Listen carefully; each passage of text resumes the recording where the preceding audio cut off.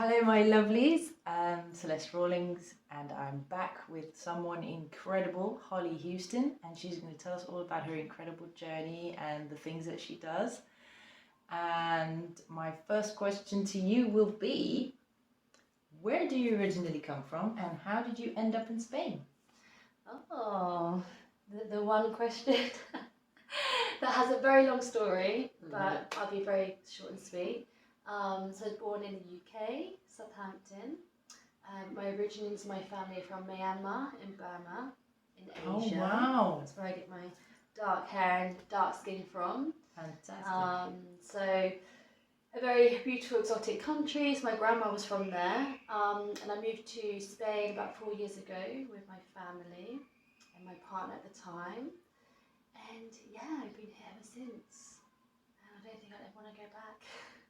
Do you feel like Spain is, there's something here that's calling you, that called you here, and you're here for a reason? Yes, and I believe it's because of the energy of Atlantis. Yes. Why? More towards Cadiz and the coast of, like, you know, past Gibraltar, you've got El Roche, and Cornell, like that sort of area for me is like home. Really? And I was always thinking, why here? Why did I move here? And people always ask me this question. It's like, why is it such a big deal? Why I moved to Spain, or why I chose this location? But as soon as I set foot down there, and I was like, this is why. I am home, you know? It doesn't matter what mood I'm in, how I'm feeling, or I just go down there in my car sometimes, if it's just for the day, and be on the beach. I completely rebalance, re-energize everything. That's amazing. So Yeah. is there like a ley line there, or some energy? Last weekend, I do a road trip with one of my girls, and we go to this ruin in Bologna, and there's an Isis temple. No way. Yes. Literally Bologna, an hour from here. No way. Oh my god. You've got to take me there. Yes, I will. I'm going to do a trick there, definitely, with you all. And it was saying that when the Romans were here, the Egyptian priestesses of Isis would sail over the sort of like a 50-minute. It's only a 50-minute boat ride. True, yeah. It's not far at all. And they'd have a temple just for Isis at the time, because she was a deity. And then she would do ceremonies and initiations there. So when I recently went there, I was like, you know, this energy, you go, oh my gosh, like, this is why. And I'm like, so emotional, because it's like, I've always wanted to, you know, when someone says to you, why did you choose to move here? I'm like, I don't know, because it's Spain, hot weather, and, you know, because I want to give my kids a better life. And obviously you have these physical aspects of like why you moved to Spain. But then when you actually know in your heart and you realise, like, I'm home. I've had lives here.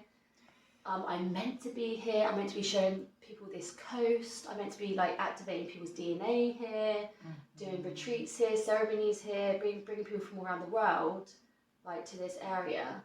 Because obviously it's you've got the Mediterranean Sea that then obviously goes out straight to the Atlantic. Yeah. That would have been part of the Canary Islands, the Azores Islands would have been part of Atlantis. Even they say the Gibraltar Rock would have been part of Atlantis. Really? Yeah. See, I've heard that Atlantis has been like, oh, it's near to America, oh, it's over here, oh, Bahamas. But I have heard that it was close to Spain.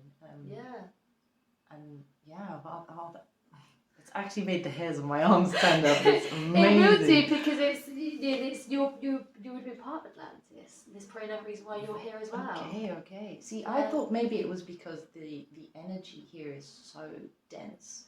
So, like, if you look at the way that the average Spanish person reveres their animals, for example, it's quite a low caliber, very, very low frequency, and they seem to be. I don't know if it's got something to do with the era of Franco. They're very sort of locked into a box, and I was thinking maybe that's why we're here to try and raise the frequency. Mm-hmm. But what you're saying about the Temple of Isis, oh my god. Yeah. And it's surprising because I think it's with the lifestyle here as well, the luxury, the rich, the famous, porbanous, drinking, the clubbing, you know, that as well, in my opinion, is a different frequency to the path I'd say that we were on. And again, we're here to awaken, I'd say, with those, you know, types of people that want to like choose a different life, a different path.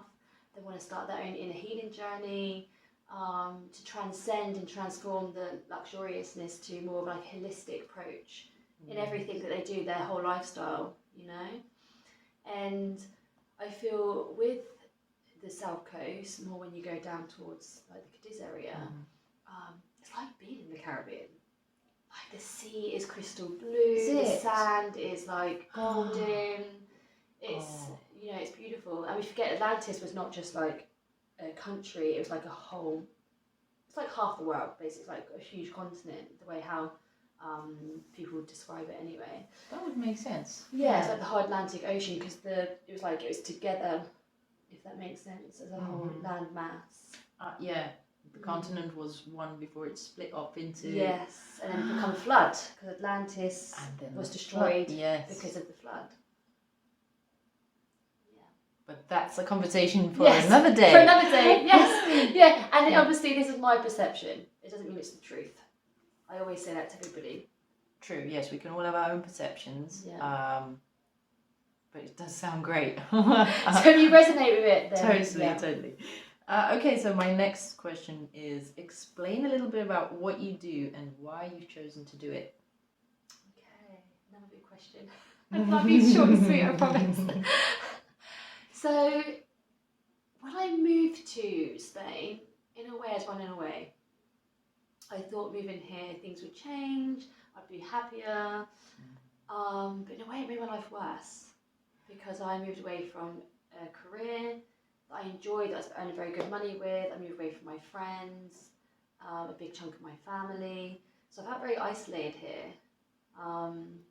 And I chose to drink more alcohol. It's sometimes the way here, being in Marbella, doing drugs. And it got to the point, I think 2.5 years ago, I was like, what am I doing with my life? Like, what's happening, you know? I need to change. If it wasn't for myself, it'd be for the kids. Like, I didn't like the person that I was anymore. I was completely lost, completely soulless. I was emotionless. I was dead inside. You know, I didn't know the drugs were cutting it anymore. Wow. I was like, 2 bottles of wine a day, you know, let's do a line of cocaine, and even that wasn't shifting my mood or my depression or how I was feeling, because on the outside I had everything, you know, but in the inside I was completely empty. Wow. I was just complete in darkness. And a friend said to me, you need to do plant medicine, Hollie. Like, what's plant medicine? This was only 2 years ago. 2.5 years ago, yeah. July 2020, I think it was, like that. So I did that, and it completely opened up my mind. I saw a few traumas that I wasn't aware of, that I then had to process and deal with. And then 6 months after that, I felt like I needed to do this journey on my own. So I broke up with my partner, like husband, that I was with 13 years, the kid's dad. I moved back into my house. So do you know, it's like the complete beginning again. You're like, no career, no money, no like, start from scratch, like you're on the bottom of your ass. It's like, okay.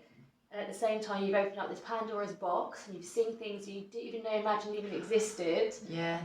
And then you're like, shit, now I have to work on myself. So it was tough.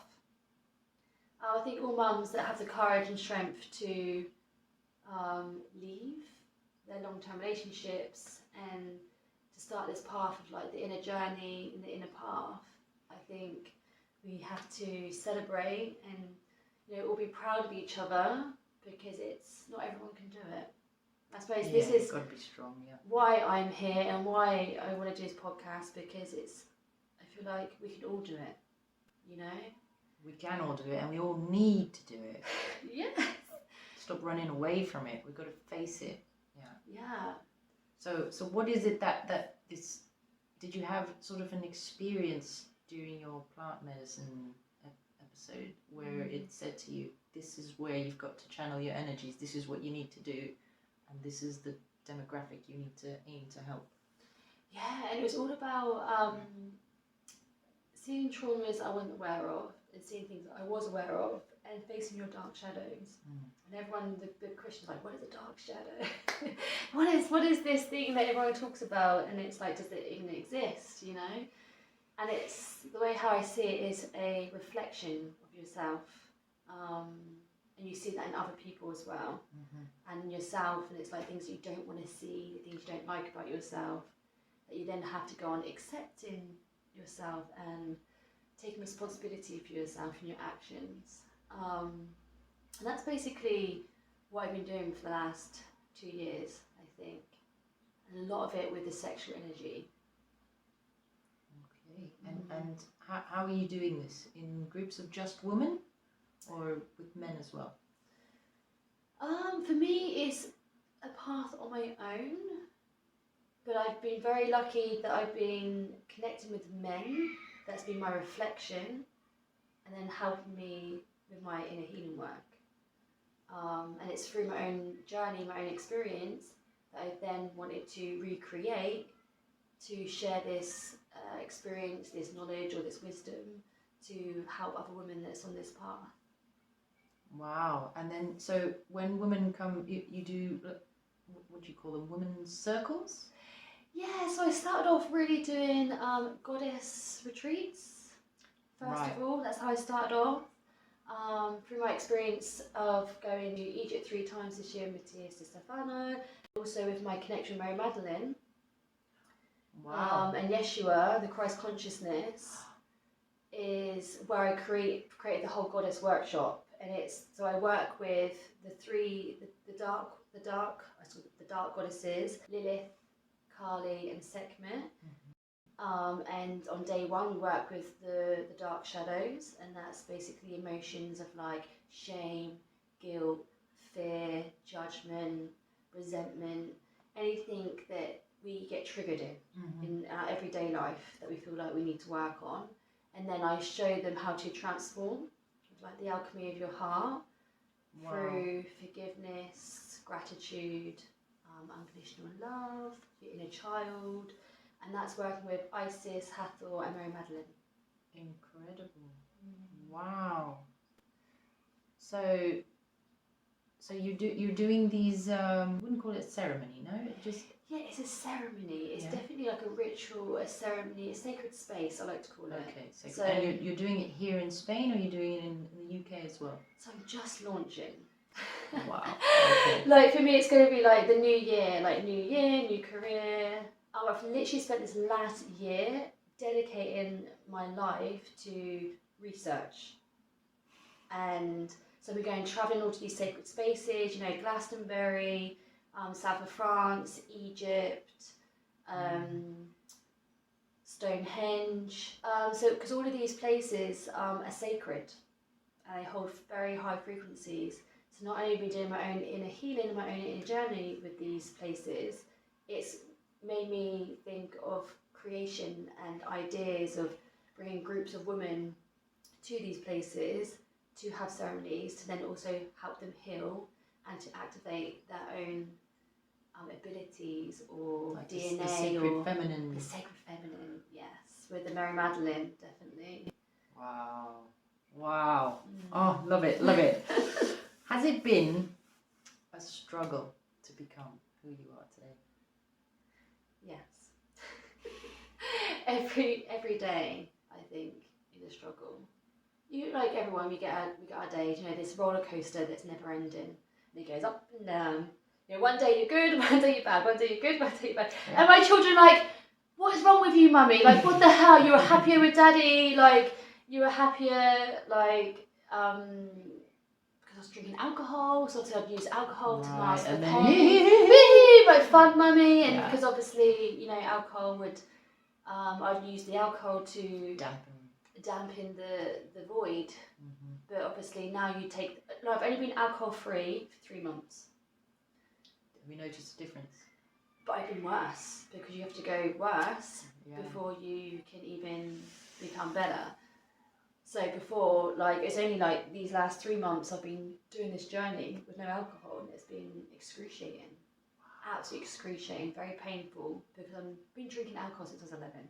Right. So you're on like major detox, and your body is screaming out, "Give it to me, give it to me." Oh. And then because you are taking that away, all your thought patterns that you'd had in the past, like you're not good enough, you're like a shit mum, you're not worthy, why don't you just like self-harm again, why don't you do a line of cocaine? Self-harming? Were you? Yes. You were self-harming. What were you doing? Cutting my wrist.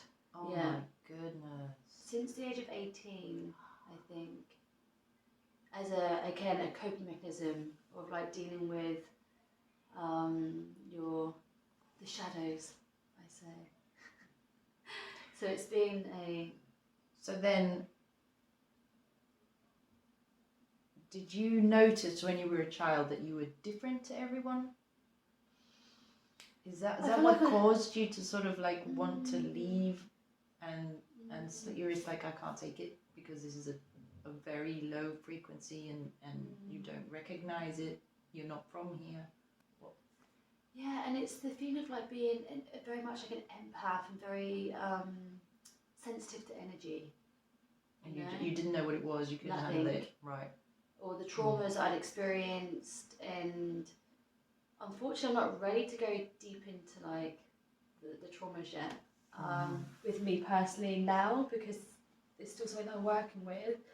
But once I recognised them and understood them, it was easier for me to start this path, because you get to the deepness, the rawness, and the root of that feeling and that emotion that you're going through at the time. Right. So, you know, obviously lucky enough in like 2 years I haven't self-harmed. I've been 2 years free from drugs. So the next thing that I needed to remove was the alcohol. Well done. And so it's well done. If I had a hat on. Well, we all like, even like, you know, when people say like, oh yeah, forgiveness, I was like, yeah, okay. When you actually experience it and you go through this process yourself, it's like shit. And you have to go through the process yourself before you can teach somebody from your experience. I think that's what we're all going through. We have to experience what we are going to be helping others to heal with. 100%. And I feel like we chose as souls to experience this. So then we can then help others. Yeah. And it takes, you know, some of us are a bit more stronger to go down into that, I call it the underworld, in my perception, to then help others come back up. And that's basically what my Goddess Workshop's about. Like, yes, I hold a ceremony and a sacred space, but behind the scenes, it's like there's energy that's moving through me that I'm then helping shift for people. Right. So you are the vessel that helps them to shift something that they can't do on their own. Wow, that's powerful.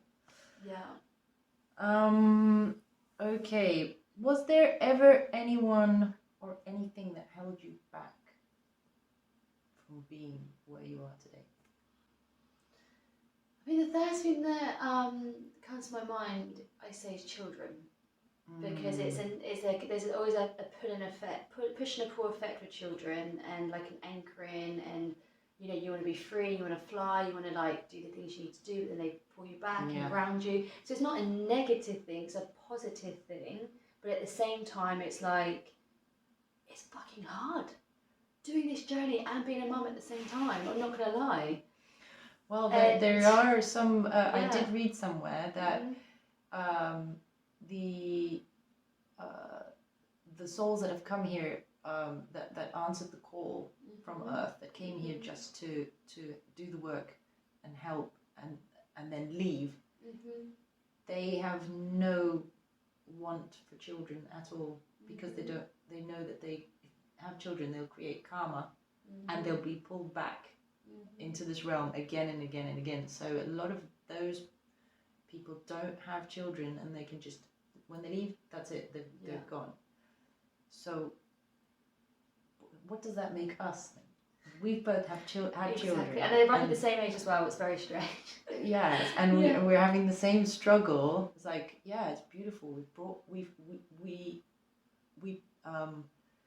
were the portal to allow these beings to come from the ethereal into this 3D realm.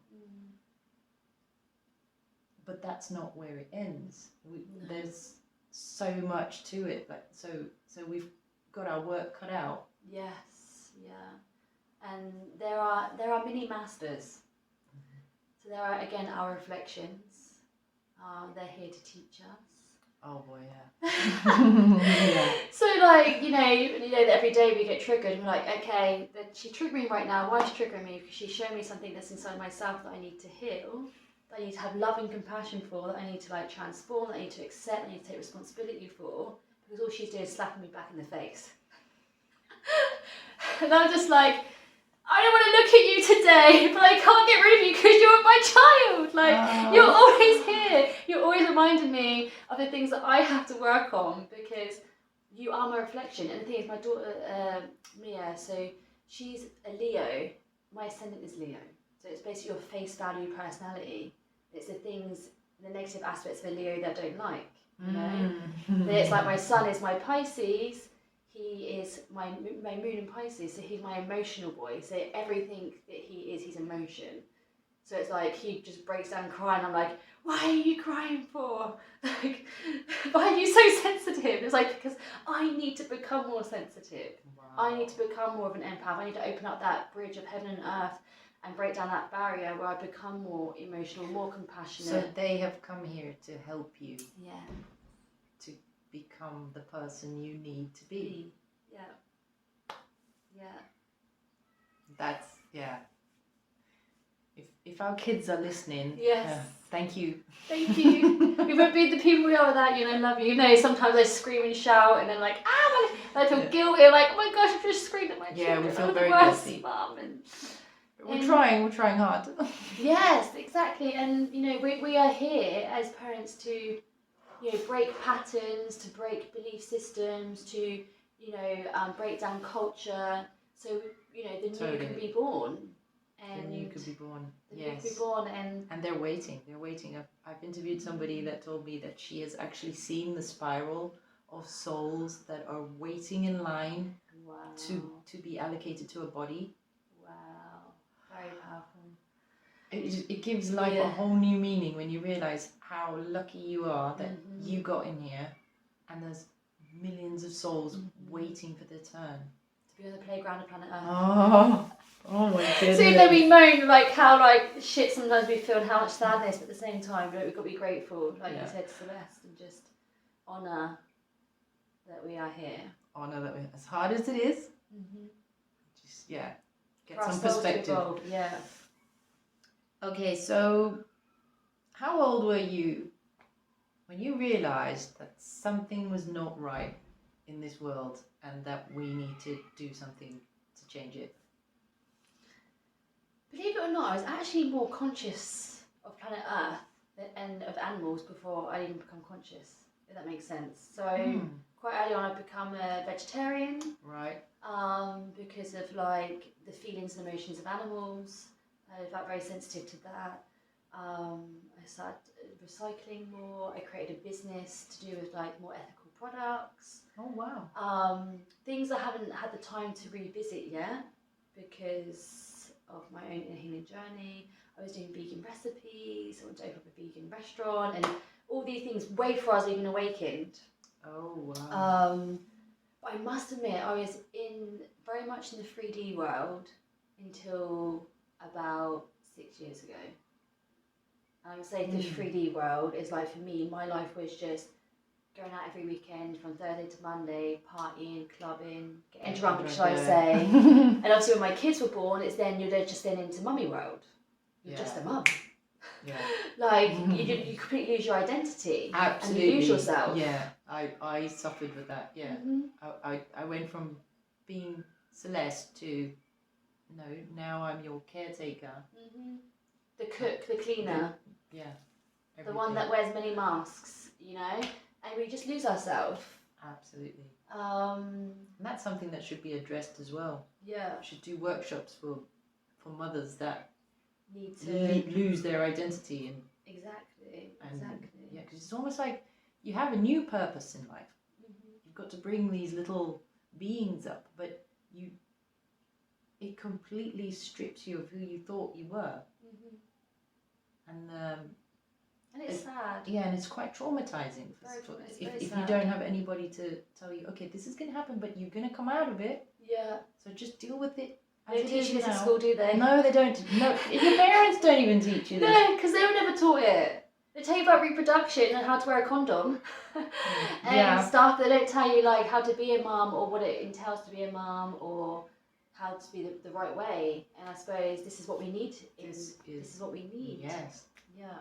This is what we definitely need. Yes. But going back to your question, though, I will share that I used to see ghosts, spirits when I was 3.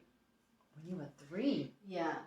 So I used to have like even feeling energy.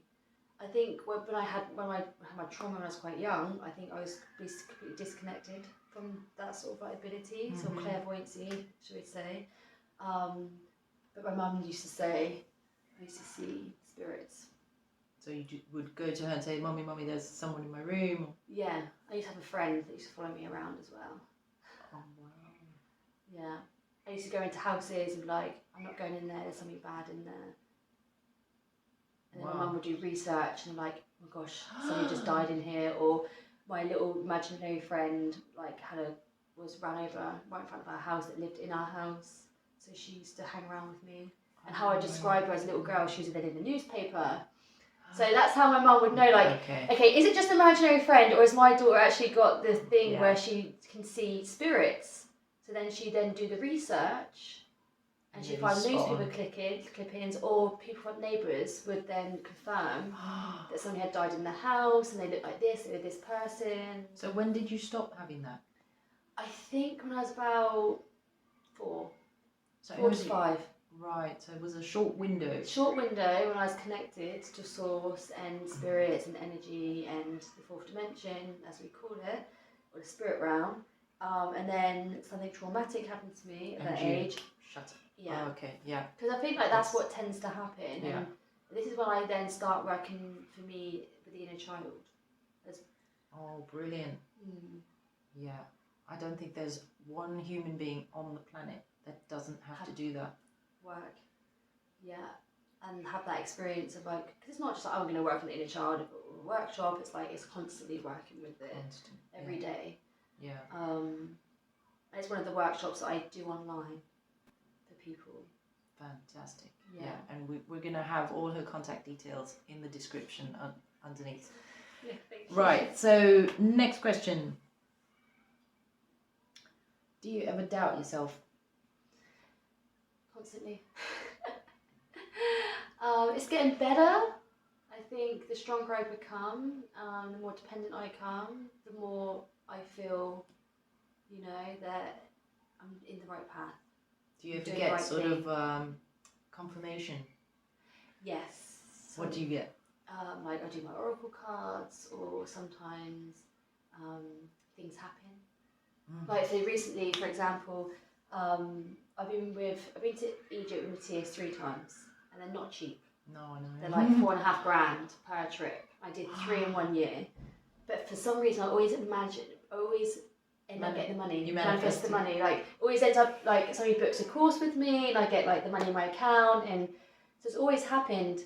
But this time around, when he was doing his trip in Argentina, I was like, I know I'm going to be there because I know that in my heart I'm already there. I just don't have the finance. Flights are freaking expensive, the trip itself.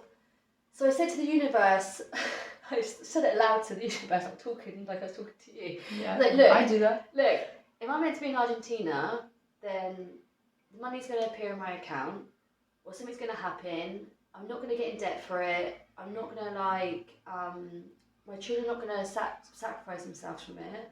So they're going to be well fed. I'm going to pay for my bills. And I thought, I'm going to put in the group, I can't afford to come.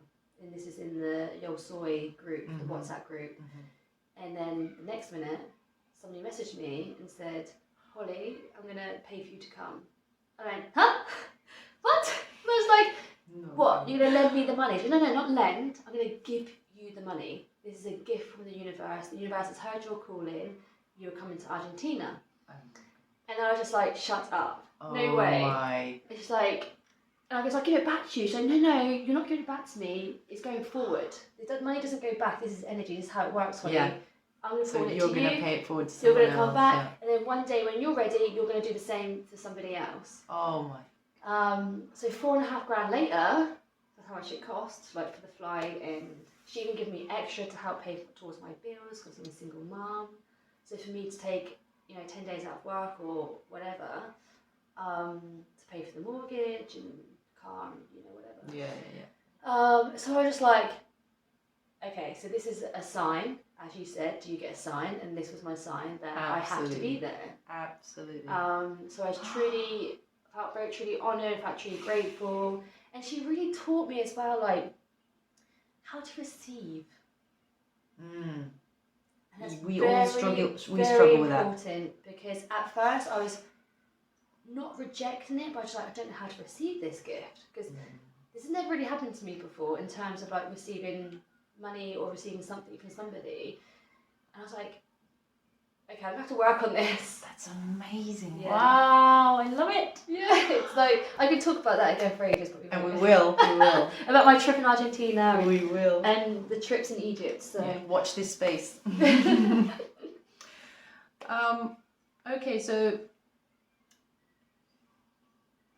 do you have any like movies that you've seen that have seriously impacted you? Like you've watched it and you've realized there's a huge message. Like this movie is trying to tell you how this world works, that there is a matrix and you can live a much I won't say easier life, but a much more interesting life once you know the rules of how this matrix is created. Like for example, for me, I have a list of movies. One is The Matrix. I was just about to say that. Everybody has that. But then I also have After Earth. Have you seen that one? No. With Will Smith and his son. No.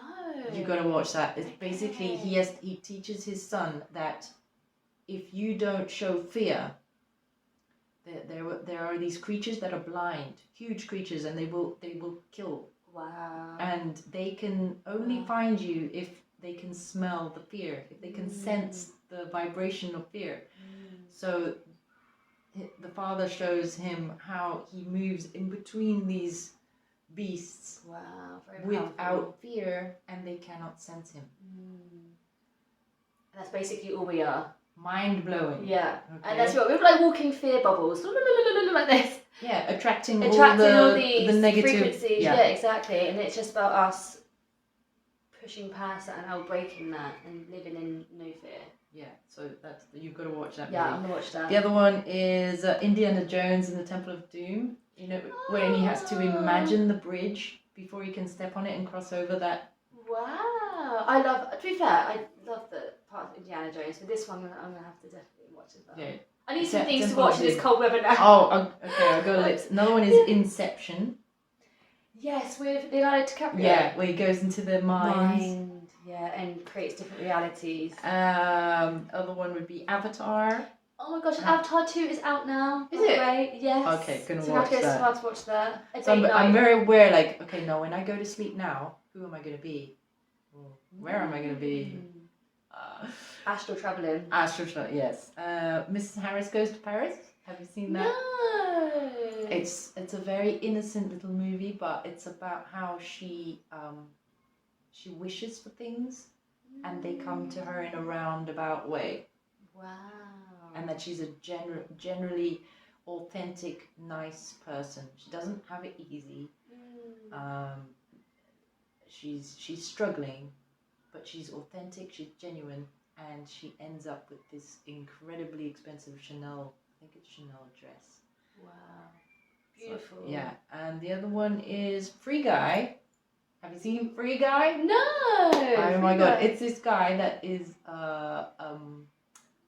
he's a computer generated character, an NPC, non-playing character in a game. So they programmed to do the same thing so even if you switch off the game and you switch it on again, that character's going to do the same thing, going to say the same words.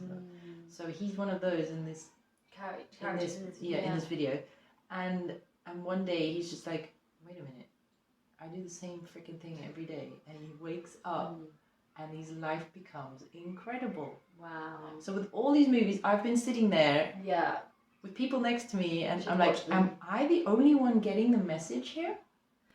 I think in a way sometimes we watch something and it's already activated in our subconscious. So obviously we're aware and we're conscious and we're understanding it because we're conscious. But even if you're not conscious, for example, and you're not awakened, things are still happening to them behind the scenes in terms of the energy around, in terms of the subconscious of their mind. But I feel like obviously we're aware of it, so we're like, oh, this is amazing. You know, it's even like Disney now. Like Disney's completely like changed from like the princess and we need a man and dependency to now like this independency of like these new films that have been created, like Moana, for example. Yeah. Okay. So would that be a movie that you would say has got a message? 100%, yeah. Because she has the spiral green crystal. For me, that represents the heart chakra. She has to deliver this heart chakra back to the mountain to become alive again. Yes. And she becomes this warrior. And she doesn't need the big handsome man. She's got it all done. She does it all by herself, you know. So for me, he was the water element, wasn't he? He was able to transform into like a flying eagle, I think he was, and he was in the water, and so that's definitely one. Doctor Strange. Oh yes. Yeah. Okay. Yes. And definitely the second one for me. There's this one scene where Doctor Strange travels through different realities at the same time. He becomes a crayon person, and then blah blah blah, and it's. For me, it's the way how to see. Yeah, so you can choose which version of yourself you want to be, because it's from the poorest, unluckiest version of you to the most abundant version of you, and you can choose anything in between. Yeah, I love that. Yeah. And how we're all connected as well as oneness, you know, and like with the, like you know we're stringed apart and like different how we're different timelines. Different dimensions, different realities, like all happening all at the same time, you know? How we're all interlinking, like spirals, or how we're interlinking is like the roots of the tree. Yeah. We're all connected to source. Yeah. And all connected as oneness together. Excellent. Excellent. So you've got a lot of movies there you have to start watching. Yes. Do you have a message for the world? I have many. I think for me, one of my intentions when I did plant wisdom was to live through the heart. And it's one of the hardest things to do. Absolutely. Yeah. Because we're so broken, we're so damaged, or so much sadness, so much pain, so much suffering that it comes with the heart. It's so blocked. So blocked that we don't know how to live through the heart. And my only message is to don't be afraid to open up your heart and to live through your heart, even if you have to go through the pain and suffering again, you know, relive some of the traumas that you've been through. Open up that heart space of when a man hurt you, to then love and forgive them, to send them love. And it's hard. It's hard. But once you've done it, or doing it, should I say, as you know, as my personal experience, what I'm doing right now, I've become so much of a happier person. And you can help people with doing this. I'd like to say that I could. That's my intention, you know, with the work that I do. So, you know, my retreats, my workshops, I do online and physical. More that I'm going to be launching more is next year. Very beautiful collaborations that I'm doing with other women as well. Very much working with the sexual energy, the divine feminine. So women that have been through sexual traumas is a thing that I feel like I'm here to do. And that's with the frequency of the Mary Magdalene as well. Fantastic. Yeah. Fantastic. Awesome stuff. Well, there you have it. The beautiful Hollie Houston. Thank you, Celeste, and thank you, everybody. It's been amazing. I could talk for hours. She could talk for hours, but we're going to cut it here, Yes, and we will be seeing a lot more of her. Definitely. And I'd love to have you on my podcast as my guest. Definitely. Awesome. And I love what you're doing, and I'm very proud of you. And congratulations. Thank you so much. Thank you. Ditto. Thank you. Yeah. Thank you. No, because it's important, as women, that we empower each other. And absolutely, yeah, we've got to bring this feminine energy into roaring into this world. With fire. Yes. Thank you, guys. Thank you. And we'll see you soon. Bye. Bye.